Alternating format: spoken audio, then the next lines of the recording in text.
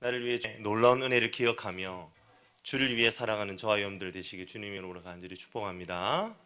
예, 우리가 이 수요일 이 시간대가 사실은 마의 시간대입니다. 제가 알기로는 그렇죠?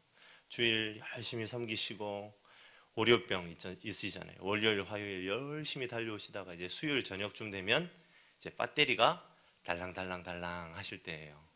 그렇죠? 육신적으로 많이 피곤하시고 힘드신 시간입니다. 저는 그때에 우리가 이 자리에 모여서 하나님의 말씀으로 나아가는 것 저는 너무나 의미 있다라고 확신합니다. 우리 신명기에 그 말씀이 있잖아요. 우리가 떡으로만 사는 것이 아니고 하나님의 입으로 나오는 말씀으로 산다. 그러한 귀한 고백이 있습니다. 오늘 이 밤에 우리가 그 고백으로 나아가기를 간절히 축복합니다. 우리 다시 한번 옆에 있는 분들하고 인사하겠습니다. 우리 말씀으로 사는 사람이 됩시다. 우리 말씀으로 사는 사람이 됩시다. 할렐루야. 오늘도 하나님의 말씀이 우리를 살리고 우리를 일으키고 우리를 회복시킬 줄로 믿습니다. 최근에 여러 기업들이요 산업 스파이 때문에 골머리를 앓고 있는 것 같습니다. 어제 기사를 이렇게 보니까요 국정원에서 2012년부터 올해 8월까지 적발한 산업기술 해외 유출이 총 157건에 달한다라고 그렇게 보고를 했다고 합니다. 그런데 그런 산업기술들이 누구에 의해서 빼돌려졌는지에 대해서 분석을 해보니까 내부 인력이 스파이가 되어 정보를 유출한 경우가 전체 건수의 약 80%를 차지했다라고 합니다. 어마어마한 비율이죠. 이처럼 내부 인력들이 정보를 빼돌리는 가장 큰 이유는요, 뭐 다른 게 없습니다. 더 좋은 조건에 다른 직장으로 옮겨가기 위해서랍니다.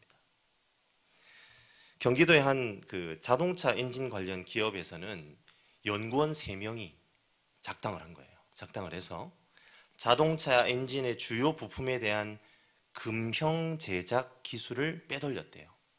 그래서 연봉과 직급을 높여서 경쟁 업체로 이직한 것이 발각이 되어서 경찰에 붙잡히기도 했다고 합니다. 참 충격적이죠. 윤리적으로 마음이 해이해진 이 세상의 세태를 보는 것 같아서 씁쓸하기도 하고요. 참 여러 가지 생각을 좀 하게 만드는 그런 기사였던 것 같아요.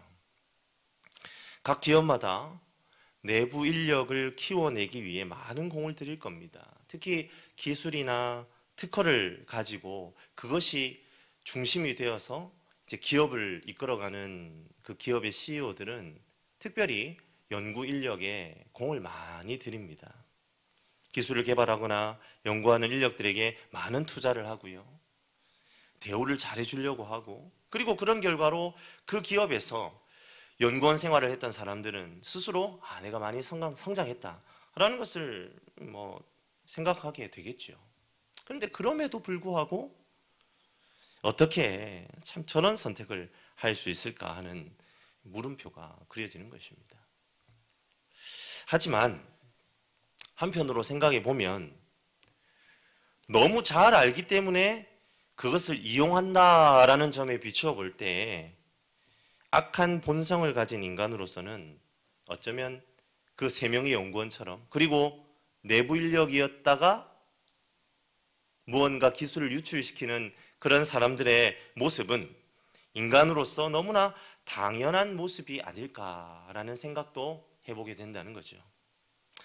너무나 상황과 형편을 잘 알고 있습니다. 알고 있는 그 정보를 자신에게 어떻게 하면 유리하게 가져올 수 있는지도 잘 알고 있는 사람이 누구입니까? 바로 내부자죠. 그러하기에 그것을 자신에게 이익이 되는 방향으로 사용하는 쪽으로 빠르게 달려가는 것이 악한 본성을 가진 인간의 마땅한 태도일 수밖에 없다라는 것도 우리가 한편으로 깨달을 수 있는 부분입니다.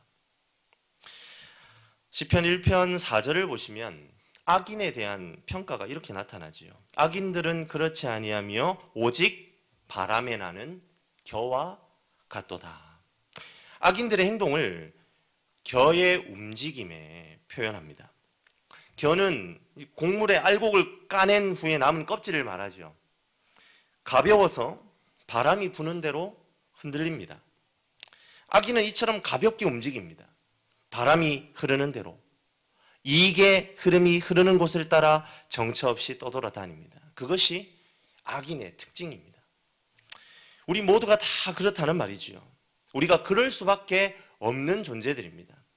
하나님의 말씀을 따라 살아가는 의인은 견고하게 마음의 중심을 잡습니다. 하지만 세상의 흐름을 쫓아 살아가는 악인들은 어쩔 수 없이 흘러가는 대로 이익을 쫓아 살아가는 삶을 살 수밖에 없는 것이지요.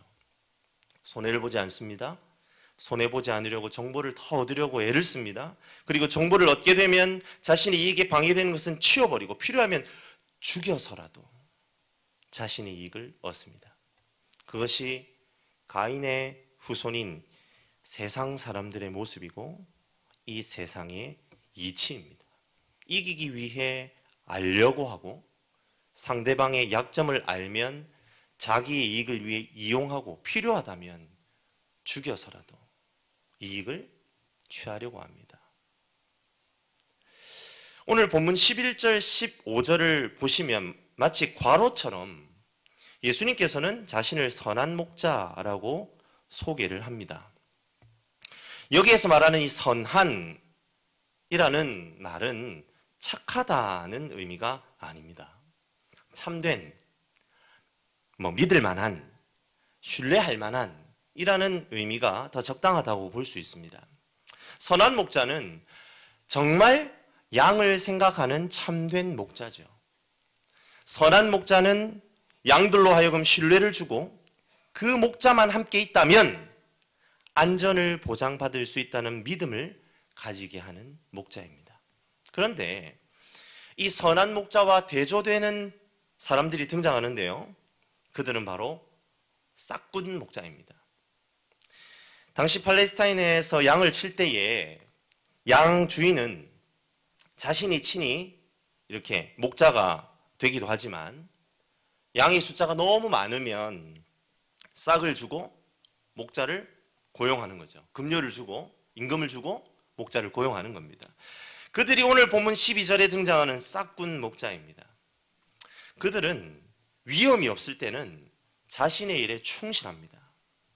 하지만 그들의 목적은 양을 잘 돌보는 것에 있지 않고 무엇에 있을까요? 급료, 싹에 있습니다. 급여가 목적입니다. 그러하기에 위협이 있으면 어떻게 한다고요? 도망갑니다. 우리 12절 말씀을 한 목소리로 한번 읽어보겠습니다. 12절입니다. 싹군은 목자가 아니요 양도 제 양이 아니라 이리가 오는 것을 보면 양을 버리고 달아나나니 이리가 양을 물어가고 또 해치느니라. 이 말씀을 가만히 보시면 싹군이 위기의 순간에 보이는 행동을 세 개의 동사로 표현하는 것을 보게 됩니다. 보면, 버리고, 달아나나니. 이 동사들은 이 싹군의 태도를 설명하고 있죠. 어떻습니까? 주인의식이라고는 찾아볼 수 없죠. 그들에게 양은요, 자신에게 싹을 주는 도구에 불과한 것을 보게 됩니다. 하지만 선한 목자는 어떻습니까? 절대로 양을 버리지 않습니다. 11절이죠. 나는 선한 목자라. 선한 목자는 양을 위하여 목숨을 버리거니와. 이게 진짜 아멘이죠. 아까 12절은 좀 아멘하기 그렇잖아요. 진짜 목자는, 참된 목자는 어떻게 한다고요? 양을 버리지 않습니다. 양을 두고 달아나지 않습니다. 목숨을 버리기까지 양을 지킵니다. 왜 그렇죠? 선한 목자에게 목적은 바로 양들의 생명, 그들의 평안, 그들이 풍성한 생명을 누리는 것에 있기 때문입니다. 사랑하는 성도 여러분, 나는 선한 목자이다 라는 예수님의 선언을 기억하시길 바랍니다. 이 선언은 예수님 자신의 성품을 우리에게 설명해 주는 명제입니다. 그분은 참 목자입니다. 신실한 목자입니다. 자신의 목숨을 버릴지언정 양들에게 생명을 선물하시는 분입니다. 그리고 양을 잘 돌보는 목자입니다. 생명을 풍성히 누리게 합니다. 그분은 그러하기에 전능하신 선한 목자입니다. 목숨을 던져서라도 양을 보호하고 지키는 능력은 바로 예수 그리스도가 우리를 반드시 구원하실 수 있다는 구원의 확실성을 담보하는 것이지요. 더불어 선한 목자이신 예수님은요, 신실합니다. 괴팍하지 않습니다. 변덕스럽지 않습니다. 불완전하지 않고 좌로나 우로나 치우치지 않습니다. 동일합니다. 그러하기에 이리의 위협이 와도 양들은 두려워하지 않습니다. 선한 목자는 언제나 그 자리를 지키고 이리를 쫓아내실 것이기 때문이지요. 급료가 목적인 삭군과는 다릅니다. 선한 목자는 목숨을 내어줄지언정 양을 지킵니다. 그 자리를 지킵니다. 이 신실함은 바로 예수 그리스도가 우리에게 주시는 구원의 보증이 되는 것이지요. 세상에는요, 이 싹군과 같은 지도자와 선생들이 얼마나 많은지 모릅니다. 상황과 형편에 따라 말이 바뀌어요. 행동이 다르고 그들의 위치가 달라집니다. 아까 싹군의 태도를 표현한 동사 3개라고 했잖아요. 보면 언제나 상황을 두루 살핍니다. 왜요? 치고 빠져야 할 때를 잘 아는 것이 그들의 덕목이기 때문이죠. 그래서 잘 봅니다. 그래서 싹군이 어떤 능력을 가지고 있다면 그것은 양들에게 폭력일 수밖에 없죠. 왜냐하면 능력은 있어요. 하지만 신실하지 않기 때문에 따르는 이들은 양들이 눈치를 봐야 돼요. 아, 오늘은 기분이 좋은지 살펴야 합니다. 아, 오늘 기분 안 좋으면 나한테 돌멩이 던질 텐데. 아, 오늘 기분이 좀 꿀꿀하면 저 막대기로 나를 두들길 텐데. 어떻습니까? 싹군은 양을 돌보지 않습니다. 싹군에게 필요한 것은 급료입니다. 그러하기에 언제 변할지 몰라요. 싹군의 능력은 있지만 신실함과 동일함이 없다면 그 싹군 목자를 따르는 양들은 불안하고 걱정에 휩싸일 수밖에 없습니다. 반면에 싹군이요, 신실해요. 변함이 없어요. 그런데 능력이 없어요. 신실하고 자리는 잘 지켜요. 둘러보기도 잘 둘러보는데 능력이 없어도 문제입니다. 그것은 곧 무능함이죠. 이리가 오는 것을 봅니다. 상황을 감지해요. 그런데 어떻게 합니까? 능력이 없으니까 뭐 할 수밖에 없어요? 달아날 수밖에 없습니다. 도망갈 수밖에 없습니다. 능력이 없다면 그 달아나는 게 오히려 나을지도 몰라요. 함께 있으면 짐이 됩니다. 변함이 없고 늘 옆에 있지만 아무것도 할 수 없는 사람이라면 오히려 그 자리에 없는 것이 낫습니다. 이리야, 내가 이 한 마리 줄 테니까 그냥 가. 날 해치지 마. 양과 이리하고 그렇게 할지도 모르겠죠. 눈치채셨습니까? 전능함 그리고 이 동일함이라는 두 가지가 그것을 동시에 소유하면서 존재하는 사람은, 그것을 동시에 소유하며 이 땅을 살아갈 수 있는 존재는 이 세상 가운데 어디에서도 발견할 수 없습니다. 오직 한 분뿐입니다. 선한 목자 되신 예수 그리스도, 그분만이 우리의 전능하고 언제나 동일한 선한 목자가 되십니다. 그러하기에 우리는 그런 예수님을 이렇게 찬양하지 않을 수 없습니다. 전능하신 하나님 찬양, 언제나 동일하신 주, 전능하신 하나님 찬양, 영원히 다스리네. 할렐루야. 전능하고 동일한 선한 목자 예수님만이 우리를 영원히 다스릴 수 있습니다. 그 영원한 통치 안에서 우리는 풍성한 생명, 곧 영생을 누리는 줄 믿고 나아가는 저와 여러분들 되시기를 간절히 축복합니다. 그런데 말이죠, 사랑하는 성도 여러분, 말씀을 우리 다시 한번 잘 살펴봅시다. 예수님께서 선한 목자가 되신대요. 선한 목자가 되셔서 우리를 인도해 주십니다. 그냥 계속 잘 우리를 인도해 주시면 좋겠습니다. 그런데 목숨을 버린다고 말씀하십니다. 그럴 필요까지 있을까요? 양들은 선한 목자가 필요합니다. 목자가 살아있어야 사실 양들에게 더 좋은 것 아닐까요? 다윗이 블레셋 사람들하고 전쟁하는 전쟁터로 아버지의 심부름 때문에 가게 됩니다. 그리고 골리앗이 이스라엘 백성들을 향해 겁박하는 모습을 보지요.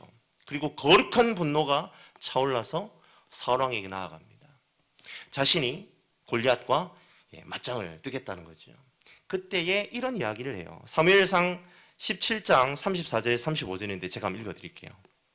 다윗이 사울에게 말하되 주의 종이 아버지의 양을 지킬 때에 사자나 곰이 와서 양떼에게서 새끼를 물어가면 내가 따라가서 그것을 치고 내 입에서 그 입에서 새끼를 건져내었고 그것이 일어나 나를 해하고자 하면 내가 그 수염을 잡고 그것을 쳐 죽였나이다. 사랑하는 성도 여러분, 우리는 막 감동이 되잖아요. 다윗이 골리앗하고 한번 할 수 있다는 걸 보여주려고 이 얘기를 했잖아요. 그런데 만약에요, 이 말을 다윗의 아버지 이새가 들었다고 한번 생각해 보세요. 아마도 이건 물론 상상이지만 틀림없습니다. 뒤통수가 남아나지 않을 만큼 두드려 맞았을 거예요. 아무리 천덕꾸러기 막내 아들이라도 귀한 자식 아닙니까? 이놈의 자식이 곰 사자고 뭐 도망을 가야지 뭐 수염을 잡고 뭐 어쩌고 어째. 그래서 아마 메타작을 하지 않았겠습니까?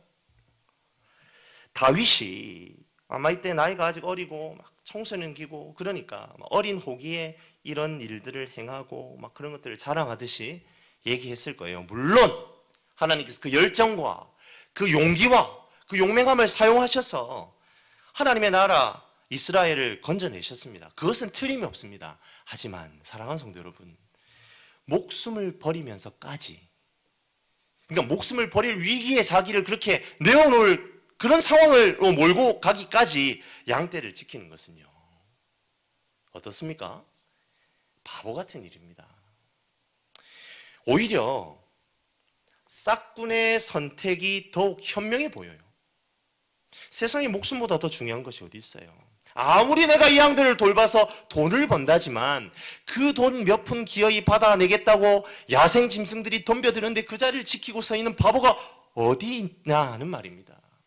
우리 예수님 좀 이상한 말씀을 하신다는 생각이 들지 않으십니까? 저만 그렇게 생각이 드나요? 과유불급이라고 했습니다. 너무 오버하시는 예수님 아닙니까?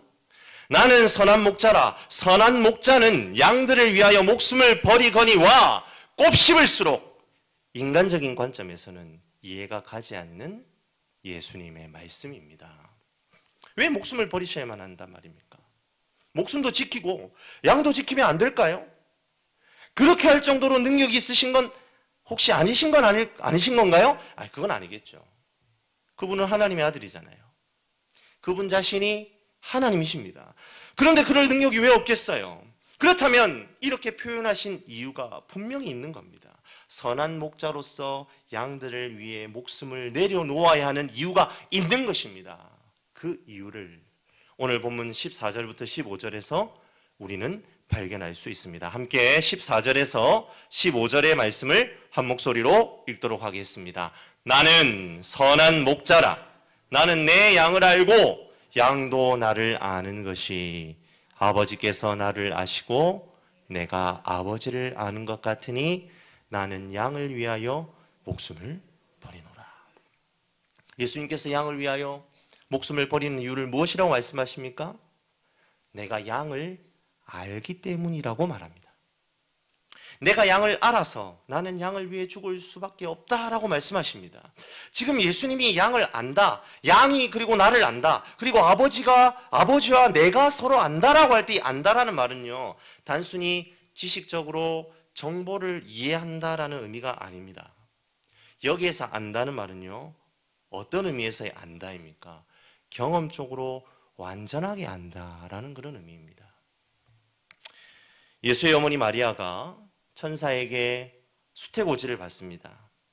네가 아들을 가지고 낳게 될 것이다 라는 것을 고지 듣는단 말이죠. 그때에 내가 남자를 알지 못하는데 어떻게 이런 일이 일어날 수 있겠습니까? 라고 반문하지요. 마리아가 그렇게 반문합니다. 그때에 그 남자를 안다가 바로 오늘 이 본문에 나타나는 이 안다라는 말과 똑같은 말이에요. 그러니까 여자가 남자를 안다는 것은 남자와 동침했다라는 의미잖아요.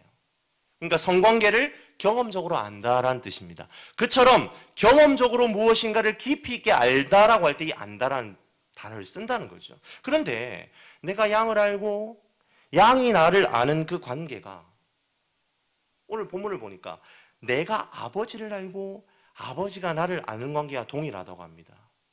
그렇게 알기 때문에 선한 목자인 나는 양들을 위해서 목숨을 버린다고 말해요. 자, 성부, 성자 하나님이 서로 안다라고 하는 것은 얼마나 아는 것일까요?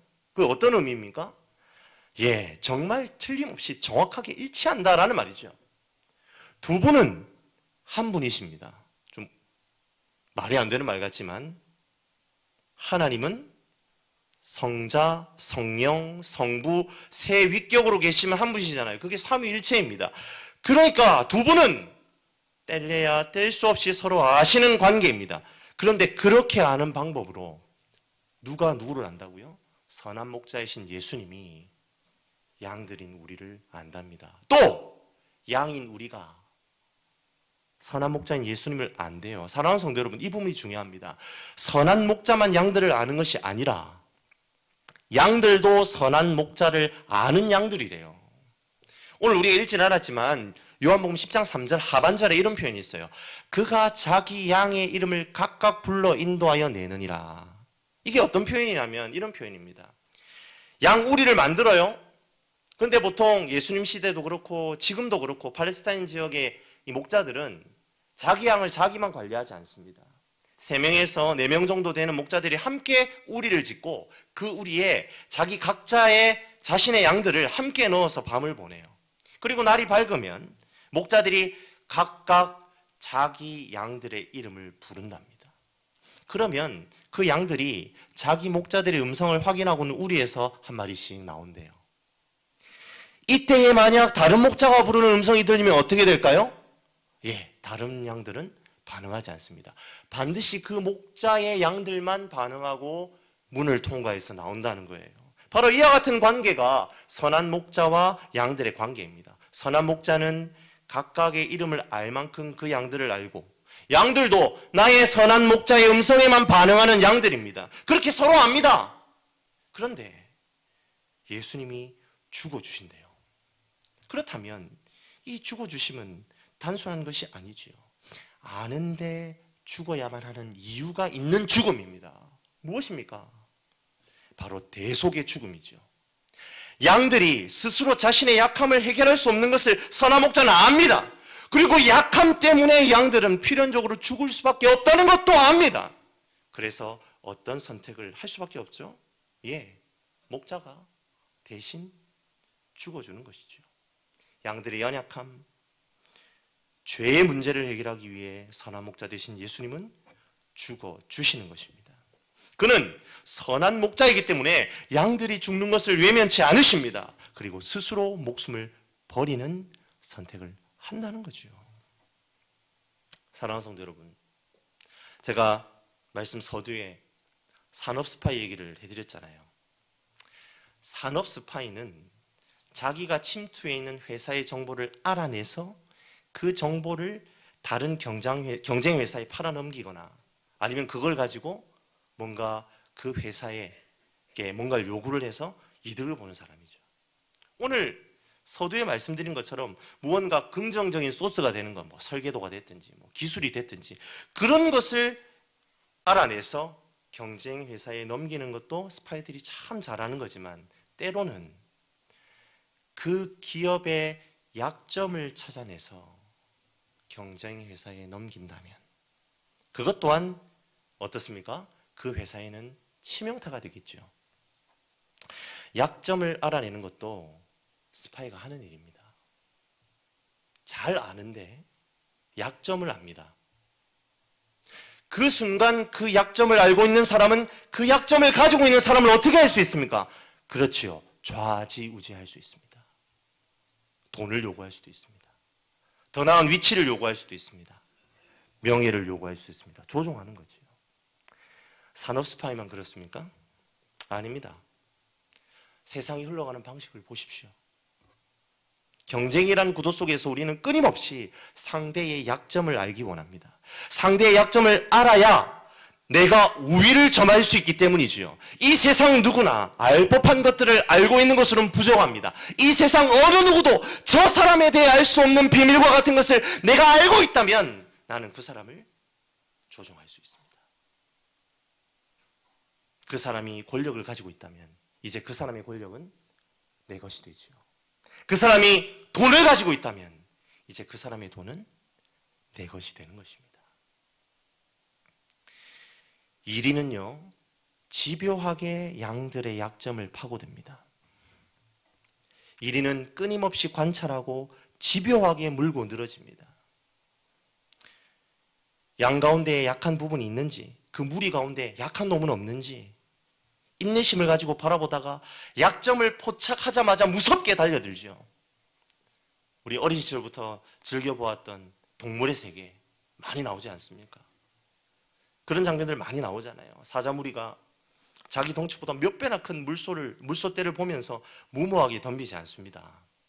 아무리 배가 고파도 일단은 지켜보죠. 끈기 있게 기다립니다. 그 주변을 배회합니다. 무리 가운데서 이탈하는 새끼 물소가 있는지 없는지, 뭔가 병들고 약한 놈이 있는지 없는지 발견되는 순간 늑달같이 달려들어 사냥에 성공하는 것을 우리가 다큐멘터리를 통해서 보잖아요. 세상의 약점을 보이면요, 공격당하고 잡아먹힙니다. 우리 안에 있는 죄는요, 바로 그 약점이죠. 사탄 마귀는 끊임없이 우리를 삼키기 위해 우는 사자와 같이 우리 주변을 맴돈다고 합니다. 그리고 죄성을 드러낼 때에, 우리가 약점을 보일 때에 달려들어 우리를 공격합니다. 그리고 자신의 수하에 두고 죄의 노예가 되도록 만듭니다. 그들의 전략이 바로 오늘 말씀에 등장하는 이 이리와 똑같습니다. 그런데 사랑하는 성도 여러분, 우리 예수님은 어떻게 하십니까? 이리는 약점을 알고 그것을 물고 늘어져서 잡아먹으려고 합니다. 그런데 주님은 어떻게 하시죠? 약점을 아셔서 어떻게 하십니까? 예, 목숨을 버리십니다. 그것이 선한 목자가 양을 지키는 방법입니다. 선한 목자가 양에게 풍성한 생명을 주는 방법입니다. 양의 약점을 모두 알기까지 목자는 양을 압니다. 그리고 그 양의 모자람을 채우는 방식으로 자신의 목숨을 주십니다. 그것이 선하신 목자 되신 예수께서 양인 우리를 사랑하는 방법입니다. 사랑해서 죽어주시는 사랑, 그것이 선한 목자이신 예수님의 사랑입니다. 이러한 예수님의 사랑을 로마서 5장 6절에서 8절은 이렇게 설명합니다. 우리가 아직 연약할 때에 기약대로 그리스도께서 경건하지 않은 자를 위하여 죽으셨도다. 의인을 위하여 죽는 자는 쉽지 않고 선인을 위하여 용감히 죽는 자가 혹 있거니와, 우리가 아직 죄인 되었을 때에, 우리가 아직 죄인 되었을 때에 그리스도께서 우리를 위하여 죽으심으로 하나님께서 우리에 대한 자기의 사랑을 확증하셨느니라. 아멘. 사랑하는 성도 여러분, 선한 목자는 양의 가능성, 의로움, 탁월함을 알고 목숨을 버리는 것이 아닙니다. 양들의 가망 없음, 지저분함, 더러움, 병들어 있음, 무능함, 도저히 헤어날 수 없음, 그것을 알고 목숨을 버립니다. 여전히 우리는 죄인이었습니다. 우리는 원수였습니다. 도저히 품을 수 없는 불량품이었던 우리를 주님은 죽으심으로 붙잡으십니다. 죽으시고 기꺼이 양들에게 풍성한 생명, 영생을 선물로 주셨습니다. 이 선한 목자의 희생과 죽음으로 우린 지금 이 자리에서 예배하며 은혜를 누리고 있음을 믿으시는, 그리고 그것을 붙잡고 하나님께 영광 돌리며 주님 위해 살아드리는 저와 여러분들이 되시길 주님의 이름으로 간절히 축복합니다. 이기주 작가가 쓴 핫한 책이죠. 이제 조금 지나가긴 했는데 베스트셀러입니다. 언어의 온도라는 책이 있습니다. 그 책에 나오는 내용입니다. 하루는 이 작가가 자신이 일산에 사는데요. 이제 서울로 이제 출근을 하기 위해서 일산에 암센터가 있죠. 일산 암센터 앞에 버스 정류장에서 차를 기다리고 있었대요. 아마도 암병원에 입원한 환자의 보호자였던 것 같습니다. 보호자로 보이는 40대 여성이 말을 걸어옵니다. 여기 서울역 가는 1200번 버스가 섭니까? 저자는 저도 120번 버스 타니까요. 오면 알려드릴게요. 그러고는 이제 그 행색을 살핍니다. 양손에는 오랫동안 병원에서 지낸 듯한 흔적으로 옷가지와 이불 보다리가 잔뜩 들려 있어요. 이제 마침 버스가 도착하고 두 사람 나란히 올라탑니다. 그리고 나란히 앉게 됐어요. 몇 분쯤 지났을까요? 그녀의 휴대폰이 울립니다. 당신이에요? 환자가 잠 안 자고 뭐예요? 아마도 병상에 있는 남편이 그녀에게 전화를 한 것이 분명합니다. 저자는 의도치 않게 통화 내용을 엿듣게 되죠. 그리고 통화 말미에 그녀가 남편에게 읊조리 듯한 한마디가 마음에 와서 박힙니다. 긴 통화를 마무리하며 고백하듯 그녀가 이렇게 말합니다. 그래요. 당신이 곁에 있어 참 다행인 것 같아요. 나도 당신 덕분에 버티고 있나 봐요. 환자의 보호자가 환자 덕분에 버티다니 무슨 말이지? 고개가 갸웃하는 사이에 이 저자의 마음에 번쩍하고 스치는 글귀 하나가 있었답니다. 애지욕기생. 사랑은 사람을 살아가게끔 한다 정도로 풀이되는 말이죠. 작가는 생각했답니다. 그녀는 어쩌면 애지욕기생을 몸소 실천하고 있는 게 아닐까?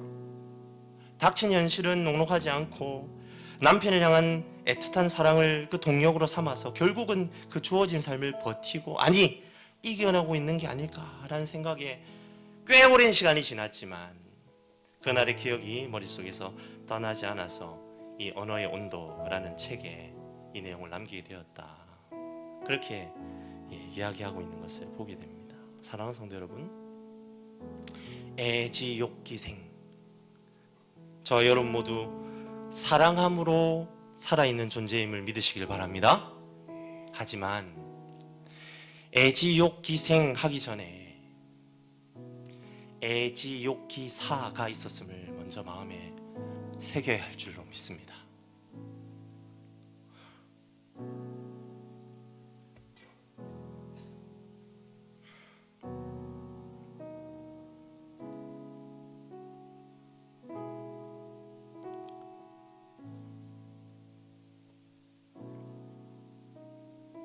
사랑하기에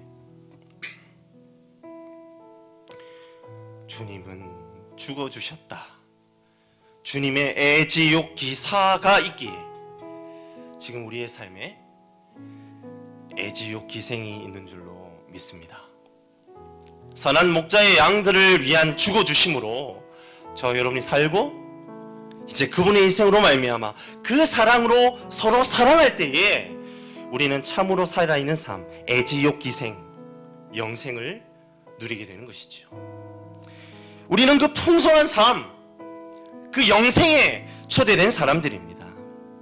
예수 그리스도의 보혈의 공로로 얻은 그 풍성한 삶, 영생을 누리고 나누고 전하는 저와 여러분들이 되시기를 주님의 이름으로 간절히 축원합니다. 우리 다 함께 말씀을 생각하시면서 우리 지금 반주로 흘러나오고 있는 이 찬양 주님께 드렸으면 좋겠습니다.